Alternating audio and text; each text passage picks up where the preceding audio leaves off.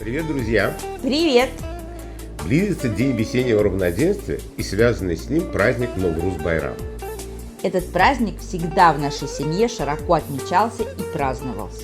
Праздник этот имеет древнюю историю. Он восходит ко временам зороастризма, Персидского царства. Один из шахов объявил его даже государством много столетий назад.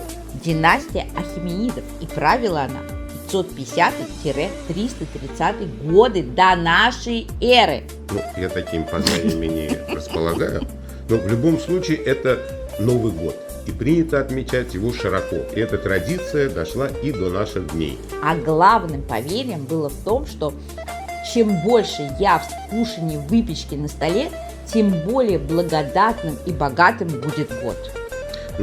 Как можете убедиться, мы старались. В прошлый раз мы на праздник Навруз-Байрам пекли такие слоеные круглые лепешки шоргугал, солененькие. И обещали, что обязательно спечем вам вот такие замечательные, уже сладкие полумесяцы, которые называются шекер-бура. И наше обещание мы выполняем. Что, поехали? Поехали. Начнем с теста. Возьмем 330 грамм заранее просеянной муки, добавим пол чайной ложки разрыхлителя и щепотку соли, и все перемешаем.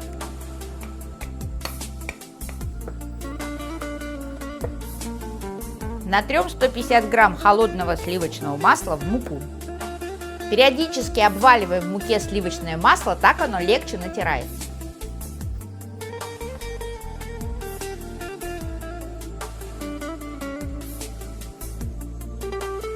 Перетираем масло с мукой, чтобы получить однородную массу.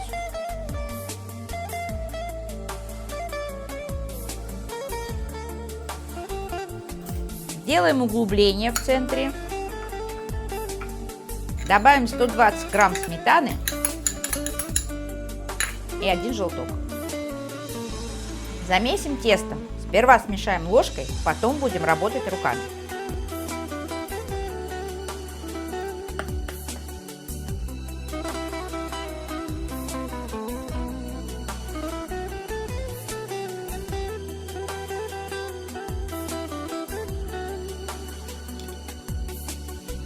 Как только тесто соберется в комок, продолжим его месить на столе. Поскольку в тесте достаточно сливочного масла, припылять стол мукой дополнительно не требуется. Тесто готово. Кладем его на тарелку, накрываем пищевой пленкой и убираем в холодильник отдохнуть на полчаса. А пока займемся начинкой. Измельчим в блендере 150 грамм грецких орехов.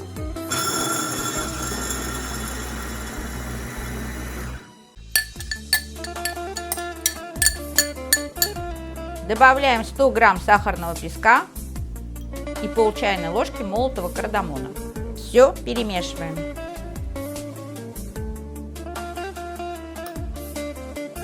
Ароматная ореховая начинка готова.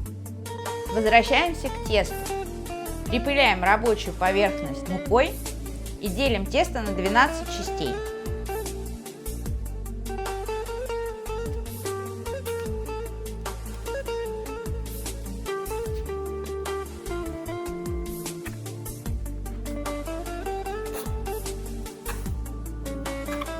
И каждую часть скатываем в шарик. Все шарики складываем на тарелку.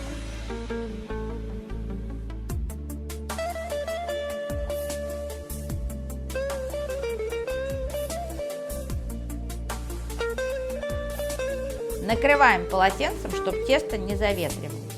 Теперь вытаскиваем по одному и начинаем лепить наши сладости. Раскатываем лепешку диаметром сантиметров 11-12. Выкладываем примерно 2 столовые ложки начинки и скрепляем края.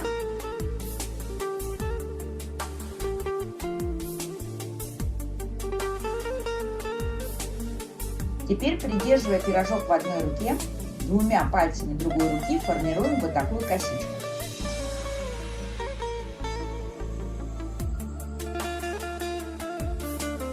Одна заготовка готова.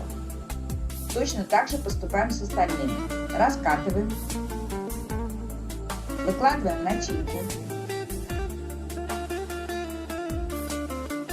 Скрепляем края.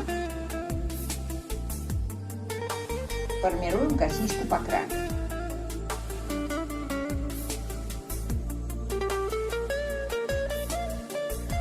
И так все 12 заготовок.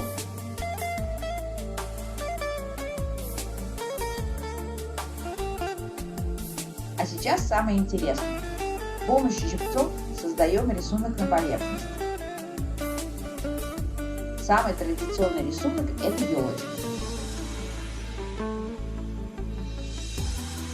Вот такая.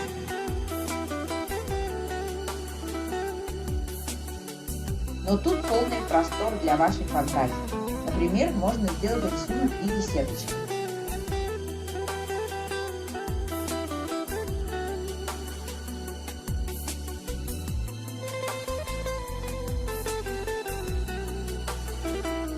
Вот так, например. Выкладываем заготовки на противень, застеленной бумагой для выпечки или тефлоновым ковриком.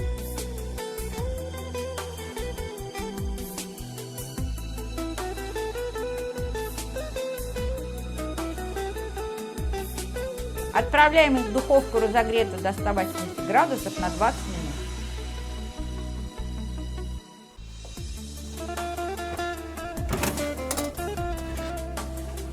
Вот какие они получились.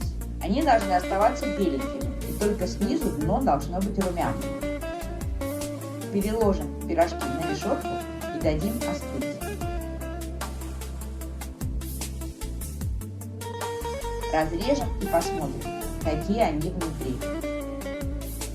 Видите, какой тонкий слой теста и как много начинки.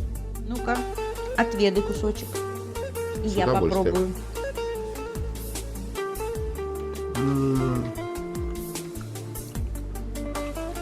Казалось бы, такая простая начинка, сахар, орехи и чуть-чуть кардамон. А какая ароматная получается. А тесто какое нежное, хрустящее, сыпучее. Потрясающий рецепт, очень простой в исполнении и замечательно всем вашим друзьям и родным понравится. Ну что, с наступающим Новруз Байрамом! С праздником весны, с праздником счастья, чтобы у вас такой стол всегда был богатый. За вас!